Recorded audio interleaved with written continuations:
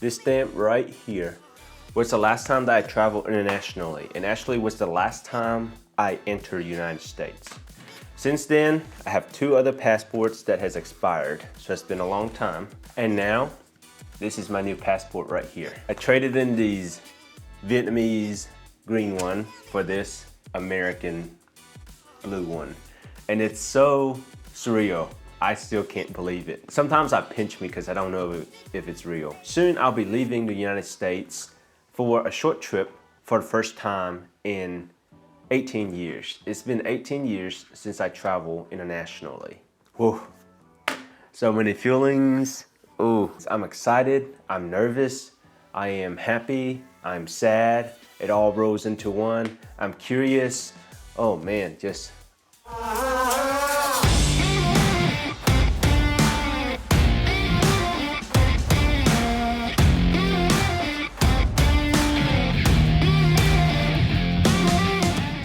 Good morning everyone, welcome to the channel. If you're new here, my name is John. I'm a full-time engineer, part-time photographer and videographer. I live in the United States with my wife and daughter, and we have a little son on the way. Very excited about that. So as I mentioned, this is my Vietnamese passport that I used the last time I entered the United States. In here, I got this passport when I was 11 years old. I went to Canada for a few years, traveled back to Vietnam, and then I came into the United States for the last time on August 11, 2005. That was the last time I traveled anywhere internationally. Right here is my American passport. I just got this one a few months ago. She has never been used. So this is her maiden voyage that we are gonna go on together. A lot of people are often shocked when they hear that I haven't been to Vietnam in so long. Haven't seen my biological parents in so long. It's not normal. And then the follow-up question usually is, why is it? Why haven't you been? So when I was little, I couldn't go because we couldn't afford for me to go. Plane tickets are expensive, my family didn't want me to travel, then my visa got lapsed. So then the next part is, well, if I go, I have to go get a new visa, which is fine. But as I got older and I could start working for the university and stuff like that in the summer, taking summer classes to get ahead or to stay on schedule, then the decision was, do I take a trip to go see my parents and risk being delayed or risk losing my job, or do I stay and finish up school and get out and get a good job? So at that point, we decided that it's better for me to stay and focus on my education. By doing so, I was able to graduate with a good job, graduate without debt, graduate on time, graduated with good grades because I didn't spend a summer abroad. But I wasn't the only one that made sacrifices. My family did too, because since I didn't see them for 18 years, they didn't see me for 18 years. So here we are. Where are we going? Is it Vietnam? Am I finally making a video saying I'm going to Vietnam? No, I'm not. I'm not going to Vietnam yet. I am actually going to our neighbor country, Canada. It's a little bit funny and it's a little bit fitting as well. Since I came into the United States from Canada, now I'm leaving the United States to go to Canada. I've always thought that my first trip leaving the country internationally would be to go to Vietnam to visit my parents. Well, that's not true. Actually, I've always said to myself and to Margaret that after I get my citizenship, the one place I really want to go is to Canada to see Niagara Falls from the Canadian side. That's where I always wanted to go. It's on my bucket list, but we just haven't made it there yet with work, family, kids. Half of that is actually true. I am going to Canada, but it's not to Niagara Falls. I'm actually going to Toronto for a layover, and then I'm flying to Vancouver for a work trip. As I said, I'm excited, I'm happy, I'm nervous, I'm sad. I'm excited because I came into the United States as a foreign national. Actually, for the last 18, 19 years, on my driver license, it has an FN on it, foreign national. Now I'm leaving the United States as an American, so that's very exciting. Sometimes it's still so unreal that I still have this nervousness in me that what happens if I leave the country and they're like, oh no, we revoked your citizenship, you just can't come back in.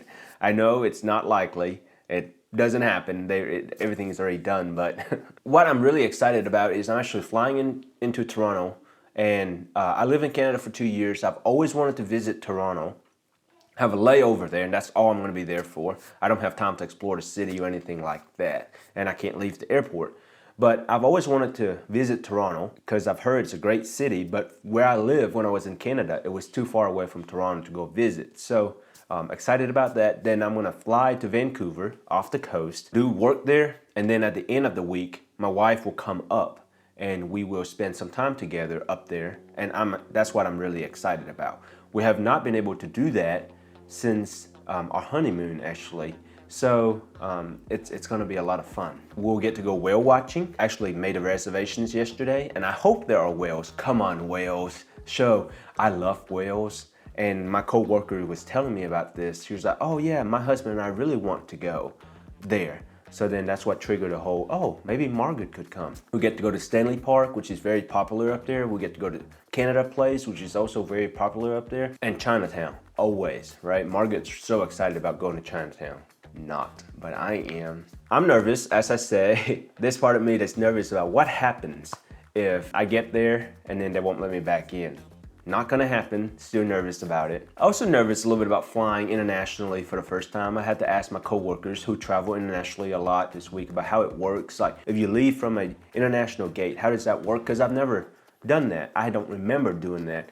It's been 18 years. Obviously, I'm happy. I'm very happy that I get to do this with my job. I'm happy with my job, that they're sending me to these places to work, but also get to explore a little bit on my own time, since I'm getting to tack on a few days at the end to stay, and those are personal days. And my boss was very lenient about that, so all that's good. I'm happy that Margaret will get to come up and spend a few days up there, so we get to explore together, spend some time together before Grayson comes. We have traveled a little bit as a family before, but when we did that, it was with my family and or her family, so there were a lot of different factors that play into it. For this, we get to make all of the plans ourselves. We are a little sad though, because it's just Margaret and I going, and we're gonna leave Katelyn here at home.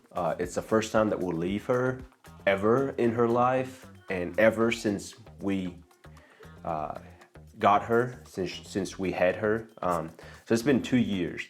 Now, we've left her for little times here and there, for a day here, a day there, half a day, but we've never left her for multiple days. It's a big step for us. I mean, we went as far as saying, oh, maybe we just need to take her along, and it's really not the right thing to do. We won't get to spend the time that we needed for ourselves, and we never get across that hump of, oh, she can be by herself.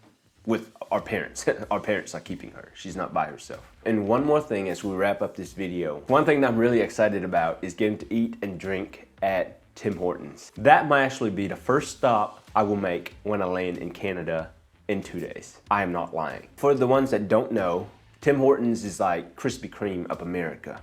But Tim Hortons is everywhere in Canada. Maybe it's just the same subpar coffee and decent donuts, because I do not like coffee from Krispy Kreme. And they might even be the same company, who knows.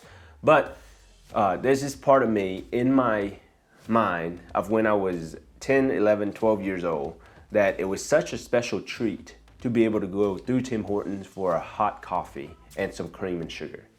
And I just remember how good it was. You know, it was such a treat to be able to get some donuts once in a while. Maybe that's just part of, you know, when you were little, you couldn't have it often and you really want it, or something like that. Like when I was little, McDonald's was the greatest thing. But now, as I'm grown and I get McDonald's whenever I want, then it's less as desirable because it's not healthy for you. I'm very excited to be able to settle this Tim Hortons debate internally once and for all. Are they worth it? Or are they just an old distance memory of a child? I'm so excited to go. First, I'll get my work done. No worries, boss. Then, to get to explore the place, to try the food, to see places, to see whales, and to get to spend time with Margaret. So I will be vlogging some to make some memories and keep the memories for us. I'll be taking pictures. So if you're not following me on Instagram, give it a follow, so you can see some of our pictures on there. If you're not subscribed to the channel, I hope you subscribe to follow our little short adventure here. And then, you know, when we get back, it'll be a busy fall, winter, and then baby Grayson comes. And then after that, oh,